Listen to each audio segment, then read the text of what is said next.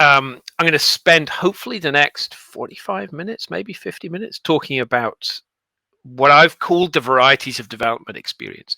So it's basically something that I'll tell you about how some things happened to me when I was at a open spaces conference years and years ago in a skiing village, in a ski resort called Crested Butte in Colorado.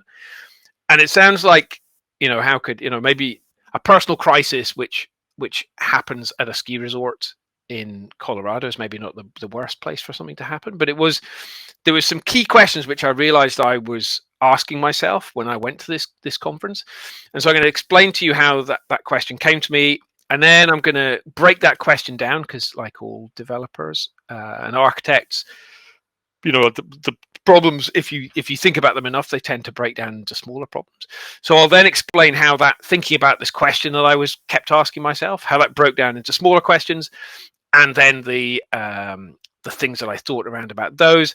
And at various points, I'll introduce some things that I've brought from my degree and some things that I've been reading. So I did a psychology degree at university. And so psychology kind of plays into this. And then hopefully I'll bring it all together. So I'll try and describe some kind of, like, as Florence said, some painful things that happened to me. But the reason I want to do this is because the thing behind this talk is I want to talk about how it feels to write code. So not just the intellectual piece. There's loads of stuff. There'll be loads of talks that you've seen at this conference. There'll be loads of talks that you've seen at other conferences and blogs you've read online and lots of stuff. But the reason I was motivated to do this, and the reason I hope it's useful, is because I don't think people talk enough about how it feels. And the benefit that I hope you will get out of it, the benefit that I definitely got out of it, was by paying attention to how things felt and by paying attention to how I was feeling about things and how other people felt about things, I actually realized that was making me a better developer, and I was writing better code, and I was learning better as well and growing as a developer. So hopefully you get all of those paybacks. So if we go to the first slide, what I want to do is start off by framing things. And I want to frame it by sharing 3 quotes.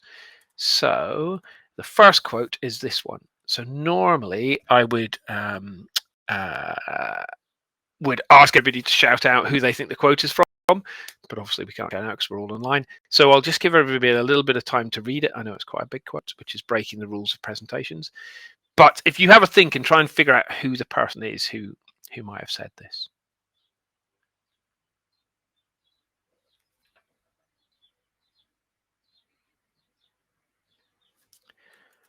And so the person is Steve Jobs. So this is Steve Jobs, who we've all heard of, right? Who co-founded Apple. What Steve's talking about is, this is from really early on in the early days of Apple, when they first created the kind of the build it yourself Apple computers before they brought out the Macintosh and things. And Steve is talking, even though Steve was, ultimately was a marketing guy, he's talking about the excitement, the thrill, the massive boost in mood that he can get from typing even the simplest code into a computer, and then the computer runs and the system runs and it gives you output, right? So that's the first thing that I wanted to make clear. I think we all know this, right? Software development is fun. It's more than fun. It's super exciting. And lots of us do this job. We would do this job if we weren't getting paid, right? Luckily we do get paid for it, lots of us, and lots of other people are trying to break into the career of software development. But there's lots of open source too, right? Lots of us contribute to things in our spare time, and even if we're not getting paid for it. So there's something there. It's more than just a job, right? There's something that's exciting. So that's the first quote. So so hopefully we can all acknowledge that the highs of writing code are really big highs. The upsides can be massive. So here we go with the next quote. So see if you can have a think about this one. See if you can guess who said this. And so a clue: this isn't a white man. Well, actually, they were white, but they weren't a man. And they weren't alive in the same century as Steve Jobs either. So maybe you know this one. But this is Ada Lovelace. So Ada Lovelace never actually programmed a computer, because computers technically didn't really exist. but she was working with Charles Babbage, and she saw the things that Charles Babbage had put together when he worked on his difference engine, and all of the ways that worked. And Ada Lovelace sat there and realized that the way that she could use this system, this difference engine that Charles Babbage was creating, she realized the infinite possibilities, which are, completely insane. But what's interesting here is she's not just realizing that this is super powerful and this is transformative, but she's also realizing there's a lot of stuff, right? This is kind of scary. There's, she's feeling other emotions. She's talking about my comprehension can only be an infinitesimal fraction. And, how is she going to be able to understand all of this stuff, right? So she's, even before computers and programming languages technically exist, Ada Lovelace, the kind of the mother of computer programming and the first software engineer, as far as I'm concerned, she's aware that this stuff could be, there could be, negative emotions, right? Kind of hard emotions associated with all this kind of stuff. So that's the two emotions, right? Clearly, both of those people were incredibly bright, but they're talking about emotions and they're sharing how things feel. So we'll do one more quote before we start getting into the stories and the body of the presentation. So this one is back to the 20th century, and this is another old white man. So see if anybody, maybe I've shared this before and I've done this with different audiences. You need to be a certain age and have a beard maybe to know who this person is, but maybe you've just read books. But this person wrote books earlier on, so not so recently.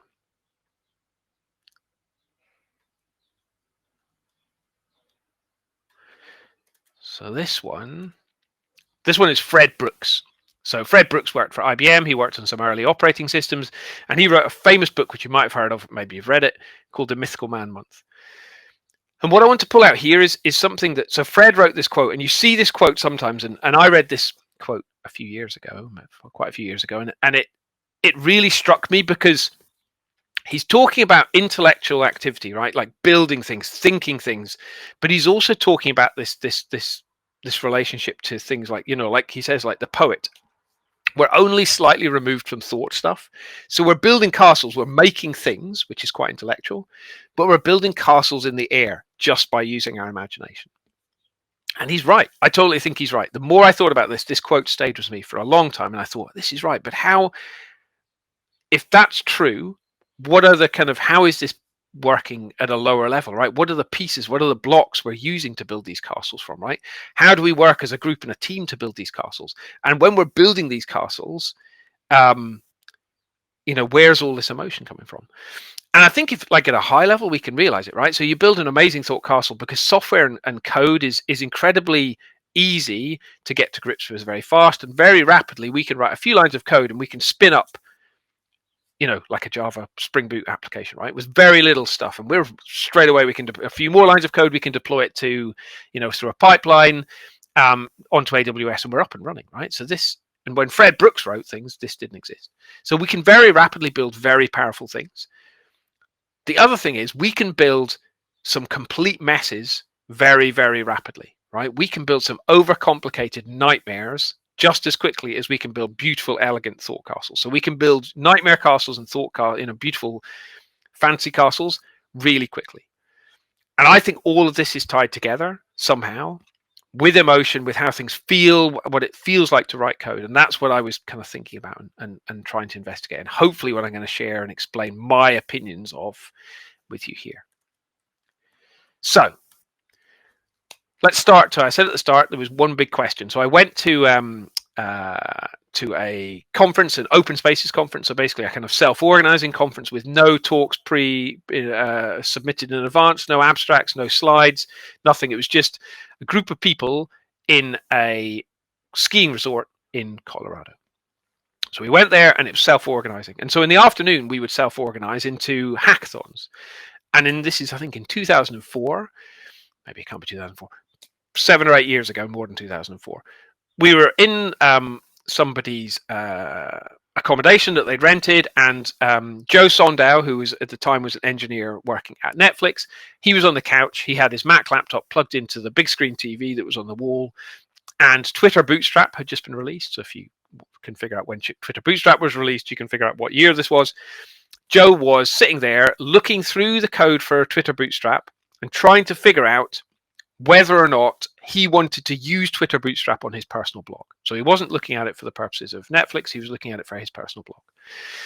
And so what was really interesting was we were all there because we thought it was interesting too, and Joe knew the most about JavaScript and the most about CSS, and so therefore watching Joe looking at this code, reading this code, thinking about this code, reasoning the code, writing some code, all of the standard stuff that we do when we engage in software development, Joe was doing it, but it was up there on the screen. And because Joe was a smart guy, he was thinking out loud. He was saying what he was thinking and, importantly, feeling as he was going. So when something was ugly or confusing or beautiful or elegant or, he didn't quite understand or all of those things, Joe was saying this stuff out loud.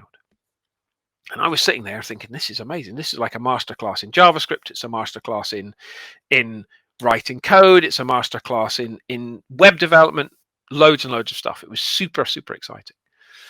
But then afterwards, I realized that there was some other stuff that was kind of terrifying.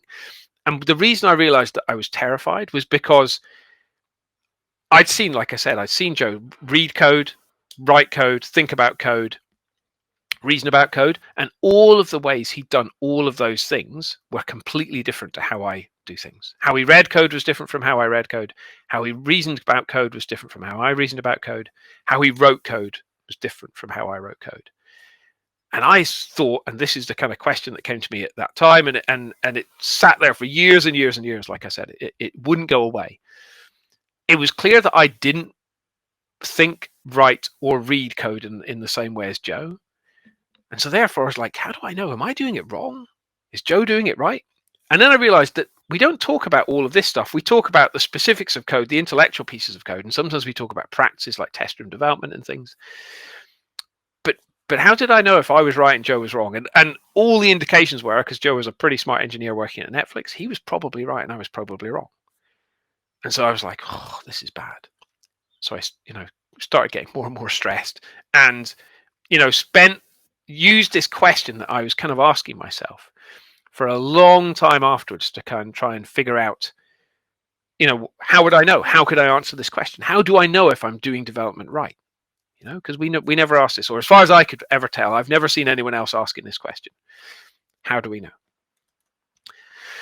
So like I said, this was the first question that struck me, but because I'm an engineer probably, and because, I like thinking about hard questions, I'm still writing code, I'm still doing architecture, I'm still working for lots of different clients because I'm a consultant. So I was lucky to work with tons of smart people doing tons of different things in tons of different ways. I had to learn new languages, I had to solve different problems in different domains with different tech stacks, different tools, everything. And as a result, this kind of one big question split down into a set of smaller questions. And that's what I'm going to explain now. So the first question that came to me is probably the most obvious one, right? Number one, am I thinking about code right? And so I was thinking about this a lot. It's like when I was said, like, Joe was reasoning about the code and reasoning about his code with relation to Twitter Bootstrap and the Twitter Bootstrap code with relationship to his code and all of these things, right? And he was reasoning out loud about how JavaScript worked and all of these things, right? So he was talking about what was inside his head and how he was thinking about things. And lots of what we do when we write code is all about thinking. Ada Lovelace, it was all thinking, right? She didn't have a machine she could program. It was all in her head. It was all about thinking. And so this started to clarify in my head when I was lucky enough again to go back to Crested Butte, to this ski resort up in the hills in Colorado. Not doing much skiing, but doing lots of thinking about code. And again, I'm there a few years later in a hackathon with another bunch of smart people. So this was not just a bunch of people watching Joe. This was a lot of people sitting down together because Scala had kind of started getting popular. And there was a bunch of people there, nobody who really knew Scala. Some people had played around with it, but we were all trying to learn a bit of Scala, and we were trying to learn Scala by trying to solve some very simple problem. So we picked a kata off the internet. We were trying to solve it in a functional way. One person had their laptop plugged into the screen. This time someone had brought a screen from their work. It was plugged in at the end of the table. And collectively as a group, we're trying to solve this basic kata in a functional way using Scala, which nobody really understood. And so I'm there trying to contribute, trying to understand what was going on, trying to keep up with everything that was going on. And to be frank, it was hard work, right? So I was, lots of other people, it felt to me, were there. They were contributing, they were spotting bugs, they were spotting problems with the code, they were making suggestions to make the code better, they were thinking about the problem and trying to figure out how that we could solve it more elegantly. I was there pretty much just trying to keep up and type everything on my laptop that was on the screen. And if I had a spare piece of brain left, I was trying to understand what I just typed. I was trying to do more than just typing like a monkey the same thing that was on the screen, right? So that my code would compile and work, or compile and fail in the same way. And just like the previous time, I was struck at this time while I was in this hackathon. I was struck with one key thing. I was like, there was one thing that struck me more than anything else. And what struck me was I had more in my head, or I had less spare capacity in my head than every other single person in this room, right? I wasn't able to contribute in the same way as them, but it wasn't that there were major differences between us, or so I could immediately see, right? We were all trying to learn Scala. We all understood the problem to the same depth. So why was my head feeling full and everybody else's heads, or at least the people I was paying attention to, why did they not feel full? Why were they able to think about this and reason about this? So this is the first point when I want to introduce the first concept from psychology, and it's a thing that's been around. It's a concept that's been around for a very long time. You've probably all heard about it, and that concept is something called working memory. So I was taught about it when I did my degree. I did some research when I started writing this talk to make sure that it hadn't been disproven, and largely the concepts of working memory and what it is and how things work are still there. So working memory is where is the part of your brain, the space in your brain where you do active thinking. So working memory can be used very simply for things like someone tells you a phone number, or they tell you an IP address, or a host name or something. You then, before you've got it saved into long-term memory, it's the place where you rehearse over and over again. You'll say the phone number over and over again in your head until you get down to a piece of paper and you can write it, or a screen you can write it down. But working memory can also be used for more active, complex problem-solving work. And so that's exactly what we were doing, right? We were using working memory, which is the place at which we use all the time when we write code. The active thinking, the active space where we're kind of manipulating things and working together. And so that's the bit that I felt was full, and clearly the people I was working with on this hackathon wasn't full. So the first conclusion I drew was, when I forgot about my degree, my first conclusion was, my working memory is obviously smaller than everyone else's, because I've just got no space, and I'm just trying to keep all of these balls in the air, and therefore I've run out of space, and all I can do is type and maybe try and understand the problem. But then I remembered my degree afterwards, after the fact, and I remembered that within a few, plus or minus a very small bit, working memory is the same size across cultures, across generations, across different people around the world, and all these different things, right? There is, give or take, there is no difference between the size of people's working memory. So that wasn't a good excuse, right? So it wasn't because I had a smaller working memory than everyone else. So what was the reason for the fact that I was experiencing this kind of feeling of being overwhelmed and overflowed, and they weren't? And so that hadn't come up in my degree. But later on, when I was trying to understand and learn more about functional programming, because I tried for years and years and years to learn Scala, I wrote loads of blog posts about it, and still haven't really, I understand functional programming. I've discovered that I've learned enough about functional programming to understand I don't like Scala, but I do like functional programming. And while I was learning FP, and I went back and had to learn maths as well, or relearn maths, because I hadn't really paid attention to mathematics in school, I read a book, which I'll link at the end, but the book was called A Mind for Numbers. And lots of that book was around about how to pull off kind of cognitive learning tricks to build things in your head to make you able to learn how to do maths, but also how to do other things. Programming is very, very similar. And one of the key things that this book, A Mind for Numbers, talks about is that you can form these things called chunks. or if you want to think about them as kind of blocks, mental building blocks, which are used to build your thought castles, that's quite a nice way to go, right? Because that's where I'm going to go with this talk. And you have these things called chunks. And the chunks are made up of smaller chunks, little pieces of concept, and those little pieces of concept are formed of other little pieces of concept. So if you're in the world of mathematics, right, you'll have basic things like addition and subtraction, and you can join those pieces, those concepts in your head, your understanding of them, together to form richer ideas. So kind of like multiplication type things, or the concept of long division, or the concept of differential equations, and all of these different things. And when you've formed a solid chunk, when you've got a deep understanding of this thing that you need to manipulate in your head, that chunk takes up the same space in your head as what a smaller chunk might have taken up before. So what you're doing is you're taking these concepts and you're making them strong enough in your head that you can use them to take up a single space in your head. And it turns out that this is how you fit more into your working memory. You form more elaborate, deeper, more complicated, richer chunks.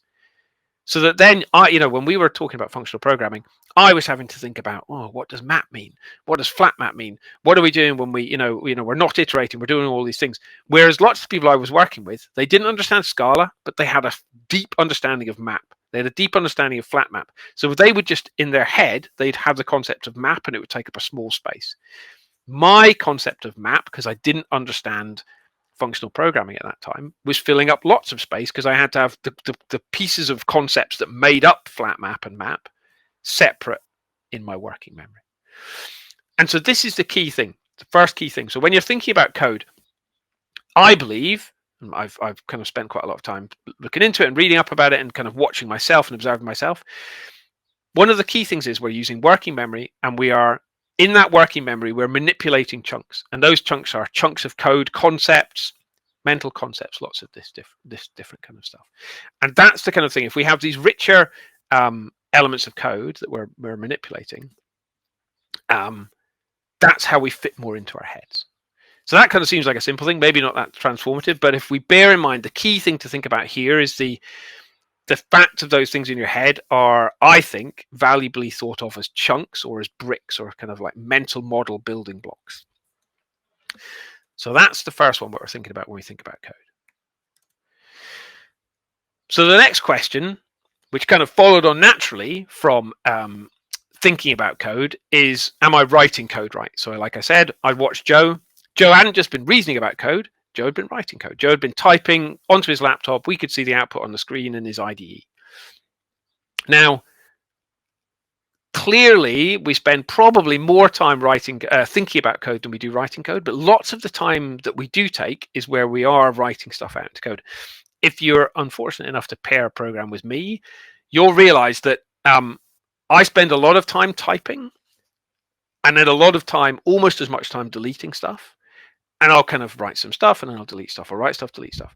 I've worked with and paired with lots of people who kind of think less and then they'll kind of type out pretty much a fully formed function, or at least a few statements and lines of code or a block of code or something. And that'll be it. And then they might move it around a bit, but that's kind of where they do it. Other people will kind of, type out a whole chunk of code and operate on that quite quickly. And it'll stay quite much as it is, as it's kind of flowed from their mind. And so over the years, I've realized that it's not necessarily a better or worse or different or more efficient, because the thinking is the efficiency part, right? If we're more efficient thinking about stuff, the writing of code, whether you write lots of code or little bits of code, is probably not that important, right? The typing is not the hard bit. It's not the time-consuming bit in code. But watching myself and watching other people I was pairing with write code, it made me realize something, and it made me realize something which kind of backed up what I'd realized about the thinking about code thing. And what I realized was that when I was writing out code, I was taking what was in my kind of working memory and I was flushing my buffers out onto the screen, right? And because I liked the feedback that the tools would give me, I was flushing my buffers quite quickly and flushing it out and then going back to thinking, and then flushing out and then going back to thinking, flushing out, go back to thinking. Other people would have more confidence and would be more comfortable manipulating these concepts for longer in their heads before committing them out to the machine. And so that, neither was right, neither was wrong, but being aware of that and watching to see what people are flushing out, in which form, in which order they're writing things out. So I would kind of start at the end of a function and might work my way back up, or I might start with the name of a function because I knew that there was a thing I needed to do, but I wouldn't know the body of the function, so I would hard code stuff to return things. I would also be really comfortable using things like test room development, because I like the TDD cycle of kind of first you write the failing test, so I think about what it needs to do, then I write the implementation to make the test pass, so I think about making the code work, and then I think about refactoring. Thinking about those three things separately, to me, mapped very cleanly onto how I thought. I've pair programmed with clients who absolutely hate that, because this goes completely opposite to how they like to think about code. So that's fine, right? It's different things, but so this was the thing. Typing is just typing, right? But paying attention to how people are typing and what they're typing and in which order they're typing and how you're typing gives you a really nice, easy kind of way to kind of step back and go, all right, yeah, so that's what I think they must have in their head, because it's quite a nice way of seeing these things. So that's the thing about writing code right. So you might be able to guess where the third question comes from. And the third question is probably the thing that's most painful about software development, or not most painful, but it's the source of the pain that I think that comes from in software development.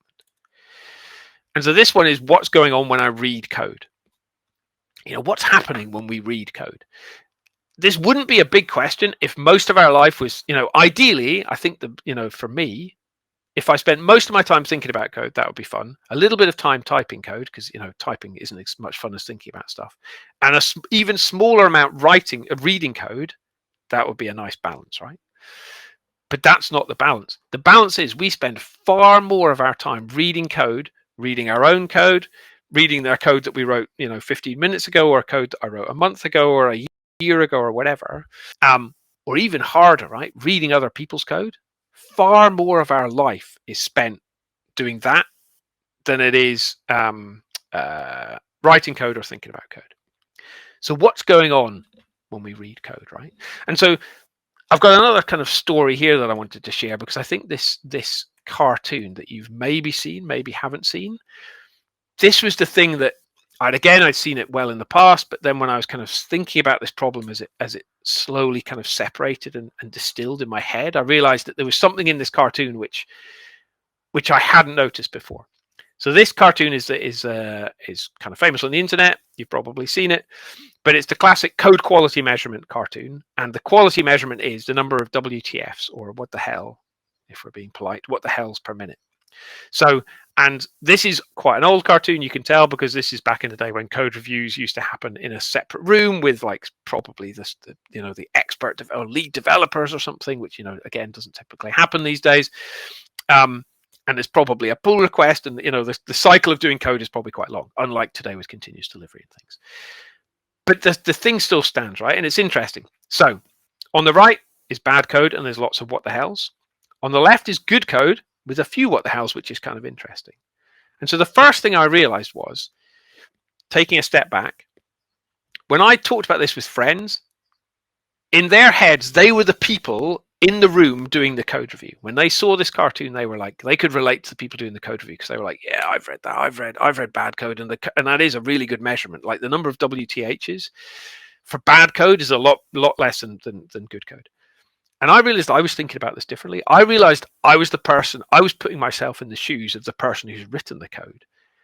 And I was thinking, oh no, crikey, I hope I've written the good code, because I don't want to be the person whose code is getting all these WTHs. And then when I'd realized that, I kind of was more concerned about, and made me think about, how do I write code? What is it about code and reading code, that gets less WTHs or more WTHs? And I suddenly realized that the code that gets less WTHs is the code which it's easier to take the step back, kind of almost reverse typing it, right? Taking it back into and trying to get the mental models and the constructions and structures in your head. The people who are doing the review are trying to get to that mental model by reading the code. So they're not thinking about it and writing it, they're reading it and then trying to get the pictures in their head, right?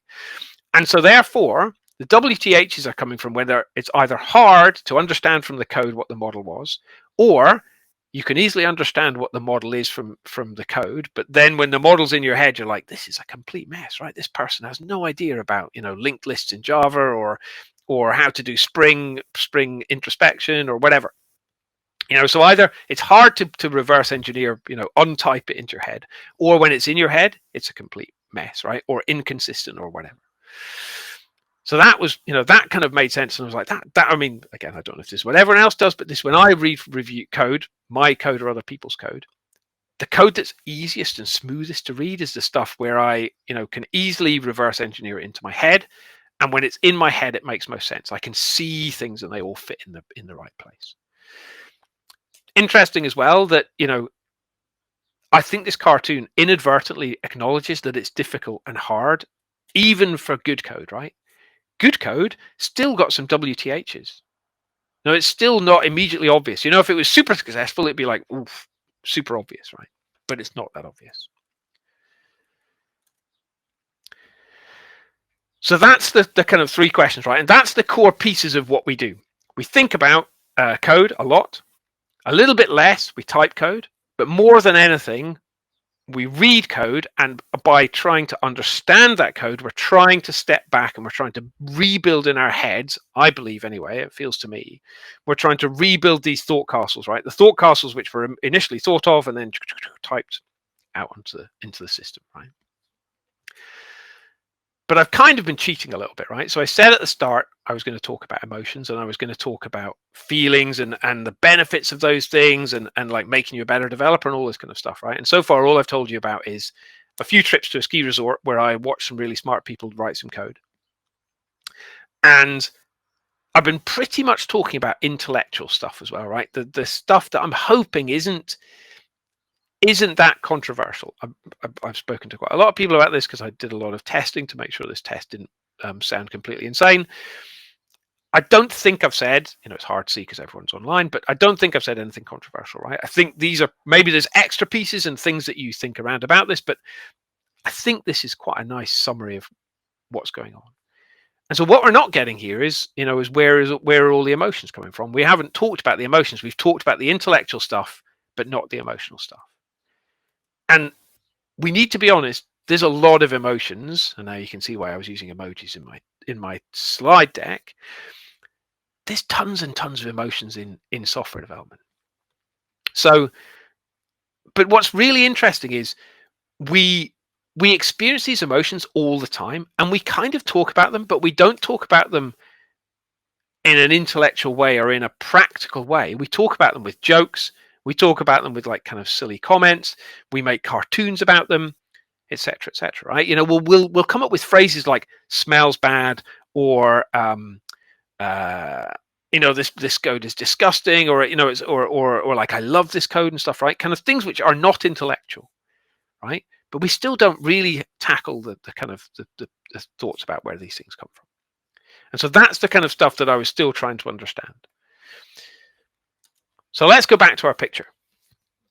So far I've talked about the kind of the 3 steps of things and how they work. So we think about code. If you're Ada Lovelace, that's all you get to do. If you're lucky and you're us, you get to write the code out and you get to get the feedback from the system and the IDEs giving you red squiggly lines, and you're running your test and you're getting test failed and test passes.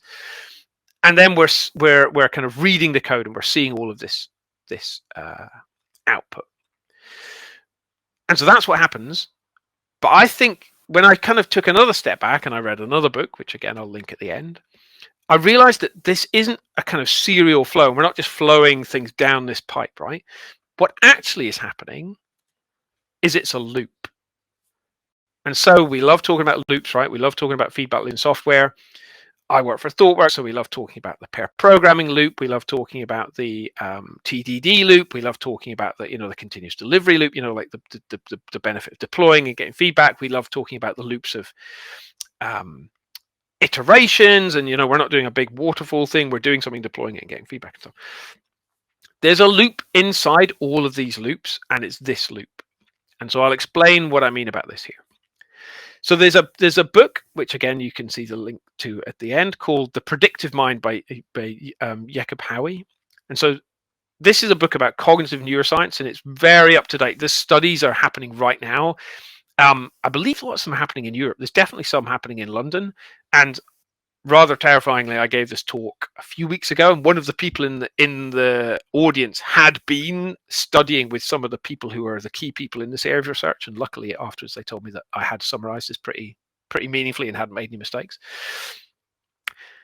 So this the research, which is done by lots of different people, is and Carl Friston is one of them. Jacob Howie is another one. Jacob Howie wrote the book. The predictive mind hypothesis says that what we have in our heads are predictive models of the outside world. Right, so predictive mental models of the outside world. So we have predictive models of the outside world. Based on those predictive models, we then, if we want, to interact with the outside world, we act, we do things, right? So in software, we might, have a model that we build in our heads, which we type out onto the screen. But even just sitting down and perceiving the outside world, I have a predictive model that if I move my hand, I will see my hand moving, right? And then the third step is the sensory impressions that you gather of the outside world. And so the reason it's a loop is because you have this model of the outside world, you then act, or the world changes around about you, and then your senses give you information as to what's happened in the outside world: sight, smell, touch, etc., etc. And then what happens in the at the top, in between, and this is why the arrow at the top is going through the cloud. What's happening at this point is that your predictive model in your mind is comparing its predictions against the sensory data, and the two are mapped together. And if things are good, and if things are working, those two things map up, right? So you're like, what you expected to happen. I moved my hand and I expected to see my hand move, right? Or I looked out the window and I expected to see a bird continue flying and not just suddenly disappear.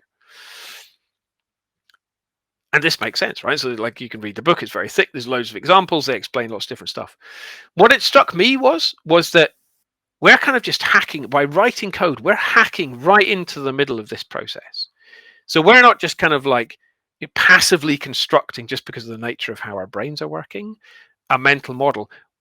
We're self-constructing these mental models in our heads. We're imagining worlds, and we're then communicating those worlds to the outside world using, typing to get the syntax out into the world. We're then running those things, and we're perceiving what happens, right? So ideally they're working and everything's happening, and the mental model of what we think we're trying to build in our head is good, and it feeds around. So what happens when it doesn't map together? And so what happens when it doesn't map together is what the researchers call surprisal, but for you and I, it just means surprise, right? So when things don't map together, what you perceive and what actually has happened in the outside world doesn't match what you're expecting, you experience surprise. And if you think about it, and I've been thinking about it for a year plus, surprise is like a very dominant emotion in software, because we think we know what's going to happen and then something completely different happens. I think I typed this and then I run the compiler and it tells me something completely different has happened. So this surprisal is the clue to things. And they go further, because I haven't talked about emotions yet. Where do the emotions come from? In terms of like cognitive and neural firing and nervous excitation in the brain, this mismatch is something which the predictive model doesn't want, right? The predictive model doesn't want the mismatch. So what the predictive model in the mind does is it's perceiving itself on top of perceiving all of the outside world. And so to get rid of this kind of free energy, or this action potential in these neurons which are fired because of something not being how we expected it to be, we perceive that, and how we perceive that manifests as emotion.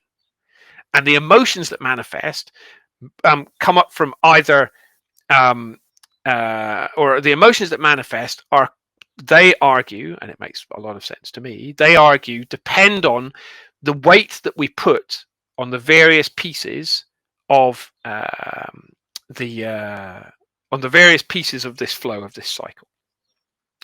So now, hopefully that makes enough sense. So we're now going to kind of talk about, because what I want to do is now talk about the different ways we can experience development based on this feedback loop, this surprise, and the emotion which comes from whether we think one part of this cycle is more trustworthy or another. So if we've experienced surprise, what are the things that we can, something's got to be right and something's got to be wrong. So, or some bits of our loop have got to be trustworthy and some bits are untrustworthy.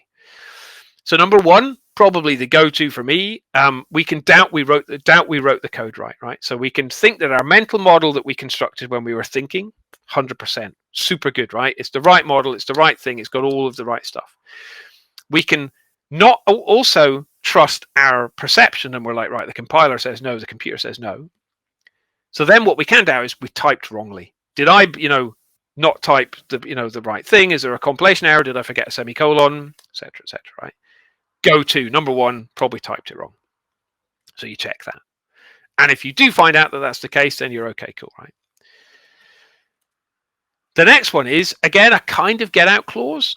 This is where we're like, right, well, we trust our mental model, we trust our perceptions, we also trust the fact that we typed things, but we can take a step back and realize that actually we've solved the wrong problem. So our solution is a solid solution, but it is a wrong solution to the problem we're trying to fix.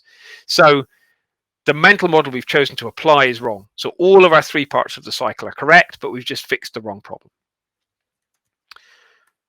Now we get into things which get a bit more complicated, right?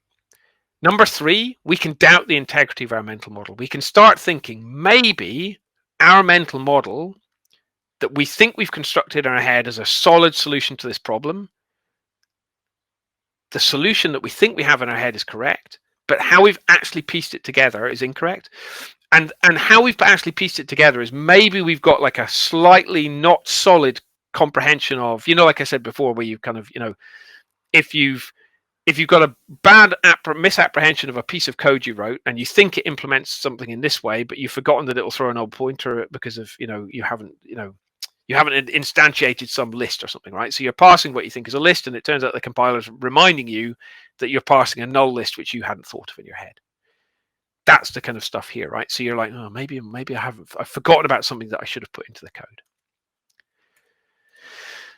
The next one is even more kind of complicated, insidious, and this is where the better you get at development and the more you learn about your tools, about your languages, about your compilers, about your the systems, about the runtime systems, the runtime environments, the fallibility of the network, and all of these different things, right? You get more and more understanding of this thing. And number four is you're perceiving it correctly. What you see is actually what's there. You typed it correctly. You didn't make a typing mistake. The pieces of your mental model that you have constructed to solve this problem are correct. But the underlying pieces that make up those chunks, the smaller chunks, like your understanding of linked list, right? And then below that, your understanding of string. And below that, your understanding of Java bytecode. And below that, your understanding of the Java JVMs, how it runs on AIX, bull mainframes, right? Maybe some point down on that chain, some of those bricks which make up the bricks, which make up the bricks, which make up the mental castle, maybe some of those are wrong, right? And I mean, anyone who's done enough Java programming for long enough knows that boxing does not work how everyone thinks it works, and unboxing, right? And that's where you hit these things. These are where you get really big surprise. You're like, I did not think, because Java is not consistent. Anyone who's done a lot of Java knows that Java's not consistent, right? There's always sharp edges. Java's got a lot of them. All languages, when you learn them more, you learn those sharp edges, but before you know that those sharp edges exist, you will trip up over them.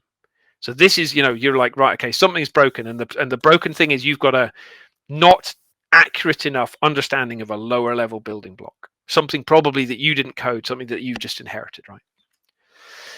And then the fast one, and the last one, sorry, and the one I think this is where the rage comes from, which is possibly the thing where lots of the patterns, like I think the Ungar shower pattern is a thing that's mentioned into test room development by example, but it's where you're so convinced that you've typed it correctly, your mental model is correct, and your underlying mental model is correct, everything's correct, but you're doubting your perception. You're literally not seeing things. I've had this so many times where I'm sitting there thinking the tests have passed, and like if I actually looked at the screen, the tests aren't passing, right? 325 of my tests are passing and 4 of them have failed, but I'm not seeing those things, right? So I'm doubting my perception. I'm putting so much faith in the things I think are correct. I'm missing the things my perception is literally being overpowered. So all of these kind of things can kind of come on, right? And they all come from, and it makes a lot of, it's unproven. I've just made this up by reading some books, but having sat there and tried to understand how surprise works and how the mental feedback loops and the overlaying of models and perceptions work, this makes a lot of sense to me. And it seems profitable. I've kind of understood a lot of stuff around about it. So now we're ready to kind of almost start tying everything back up together again. So question 5 was, I started talking about the varieties of development experience. And if you remember, my overriding experience when I watched Joe was, like, Joe's doing all of these things. He's thinking about all of these things. And they are completely different from how I do things. And then I had the crisis. Am I doing it right because I'm doing it differently from Joe? And I think with these things in place, and this is what came together maybe in the last year, by putting all of these different pieces together, I realized that there are some things which I think we all share, but outside of those things that we share, I think there's massive room for variety. And that's where all the variety comes from. So let's go back over the things which are the same. Number 1, when we think about code, we are using something which we currently describe as working memory. And that working memory is, give or take, the same size for everybody. But what the size and the detail and the accuracy and the quality of the things we manipulate in that working memory do vary. That's one of the big variance points, right? And the quality and the size, etc., of all of those chunks come from experience. They come from knowledge of the code base you're working with. They come from knowledge and understanding of the concepts. Like if you're aware of functional stuff, then you'll be able to kind of piece things together from a functional code base more effectively, etc., So those things is where some difference can come from. The other thing that's completely the same across everybody is engaged in this inner loop. Everybody has a mind that's forming prediction, Bayesian prediction, if anybody's interested, has a Bayesian prediction model. We're all typing or some form of, we're communicating our mental predictions and our mental models down into the code. We are then running the code and we're getting the feedback. And then the things we perceive are being mapped onto our mental models of what we expect, and then there's a difference. And then that difference gives rise to emotion. But then the differences between these things come up when we perceive which bits of the cycle do we trust more? Where do we put more weight? Where do we put more confidence? Because if we put confidence in the places where there should be confidence, we're good, and then we probably get positive emotions. If we put confidence in the places where we shouldn't be confident, I know everything about Java. It's inconceivable that I am wrong.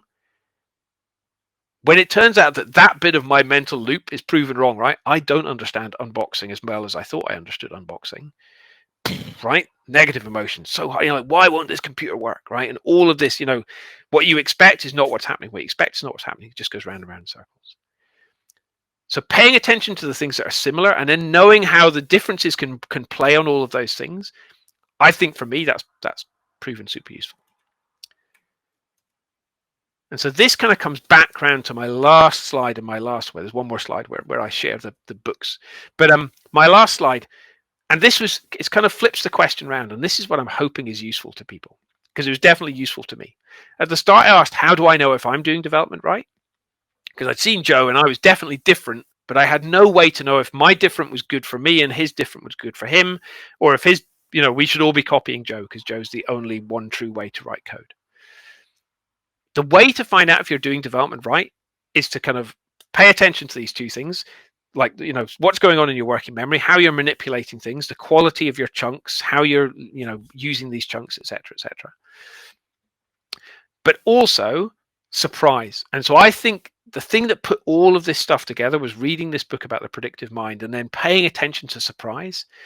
And because paying attention to emotion is quite hard, because when you're happy, you're just happy and you're just writing code and it's awesome, right? When you're frustrated, the last thing you need to be doing is kind of internally introspecting and going, how this is very psychologically interesting. You're just pissed off because this thing doesn't work, right? And then your coworkers are telling you to take a break. But if you pay attention to surprise, because surprise will start happening well before the emotions start to build. If you pay attention to surprise, you will learn a lot. I've learned stacks paying attention to surprise. And if it's still hard for you to pay attention for surprise because you get into flow and you kind of forget yourself and you're doing things like doing TDD to try and break yourself into these kind of more explicit steps, that'll help you with surprise.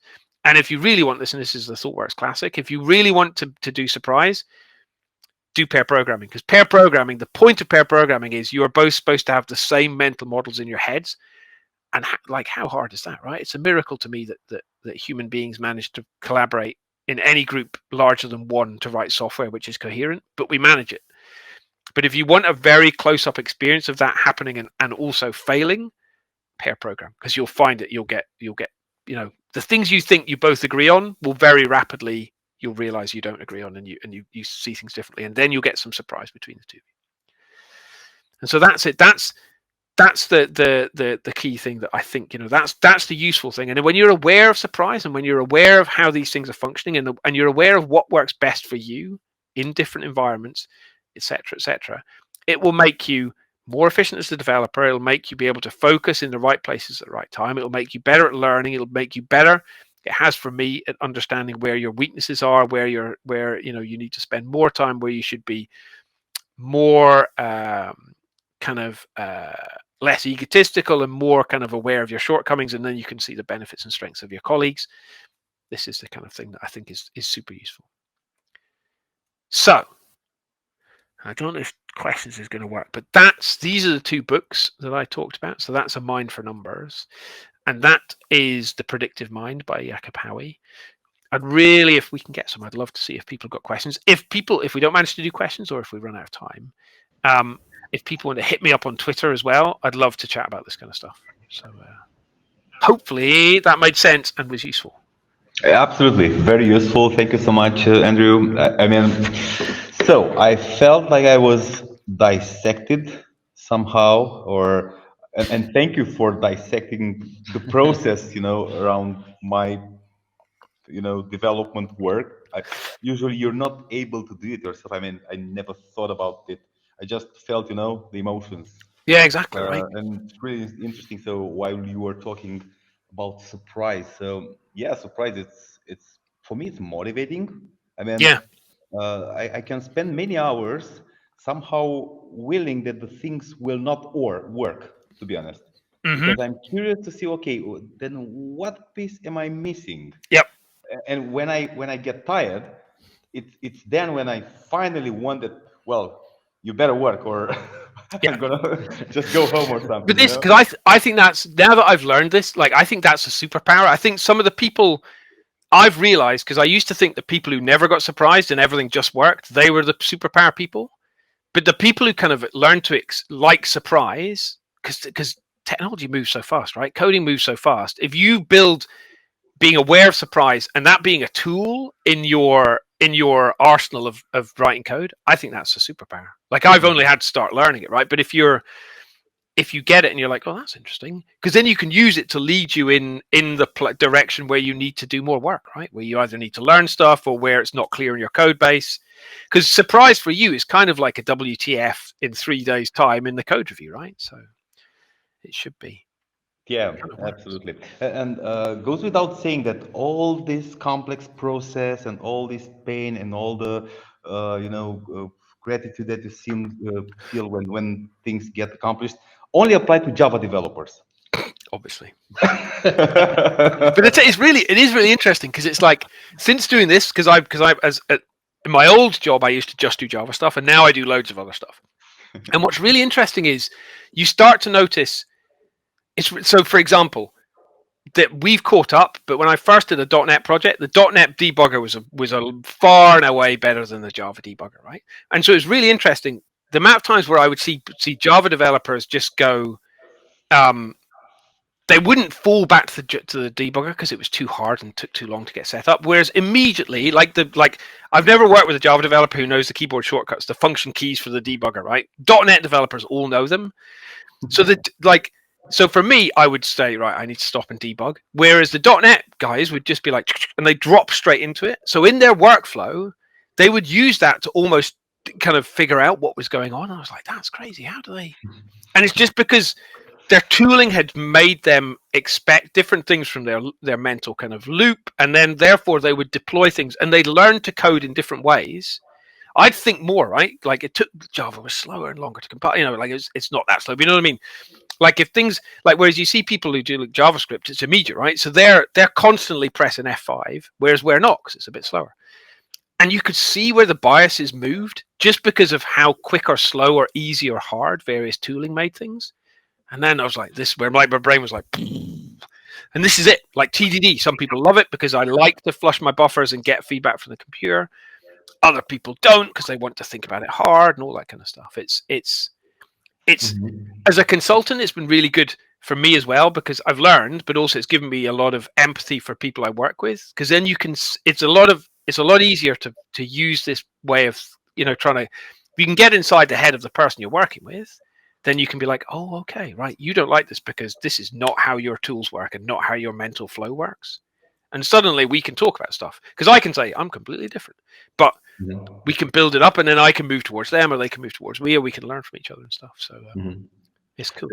Absolutely, definitely. I mean, this will increase our empathy and our collaboration, and probably will decrease the number of what the hacks or well, looking at other person's Exactly. code. And and we've got. I mean, AI and ML is getting involved in the way we write code, and people are thinking of, oh, how will that change? Maybe our behavior, or uh, will we be surprised Yeah. or not? I mean, It's like this is because I think what I guarantee under the covers they're Bayesian models. They're taking a bit of your head because this is why the mind thing is awesome because it's I did my psychology degree was all level nerves like neural nets like really bog standard basic stuff, right? And they've like managed to construct this super complicated view from these very basic pieces. I am sure underneath all of these, like there's the new GitHub tool which kind of does predictive coding. Like, sorry, beyond predictive coding, it's like trying to, keep you honest and keep you consistent. I guarantee that must be building a Bayesian model based on how you work. So I think things I never thought I would see a thought worker say, but there's a big chat going on at the moment inside ThoughtWorks. I thought thought workers would be like, no machine is going to teach me how to do this stuff. Everybody really likes it, right? Because it must be, because it's tapping into and building like a sidecar mental model in our heads, but in our IDE. So I have to type less and I can spend more time thinking, and it keeps me consistent. My biggest failure is when I'm in a problem space, I'm thinking about one thing, and then I move to a slightly different, another part of the code, like a different class or a different function or something. I don't carry that consistency. So then when someone tries to read both bits, that's when they get the WTHs, right? So like these two aren't consistent. I think if you've got some MLAI thing keeping you consistent, because I've swapped out. My brain is not big enough to keep both in my head at the same time, which is why I love DDD, because DDD gives me a nice kind of way of keeping it all together.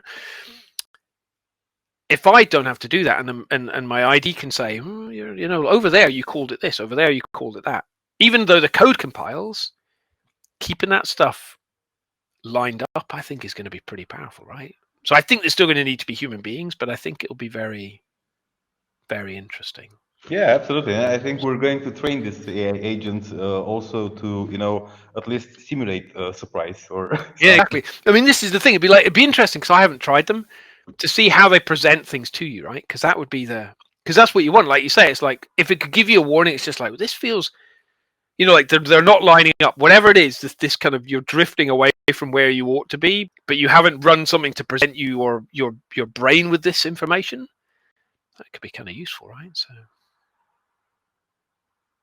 So thank you so much, Andrew. So look, there are many reactions from the awesome. audience, and thank you so much. Well, I think with this wonderful talk, we are concluding the second day of the Codecamp, the one with Java.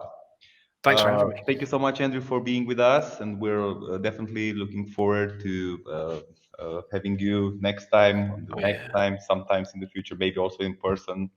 Yeah, well, like so I've got colleagues. My current project, sorry, not last project. I've been working with ThoughtWorks Romania, so I've definitely one day I'm going to get out to Romania. Excellent, Yeah, excellent. We're definitely. looking forward to that. So, But once again, thank you, Andrew. It was a wonderful way to end the conference. Thanks Great for having me. session. And yeah, if anyone doesn't have any other questions, just please reach out to me on Twitter. So We'll definitely do that. cool. Thank you again. Cheers, folks.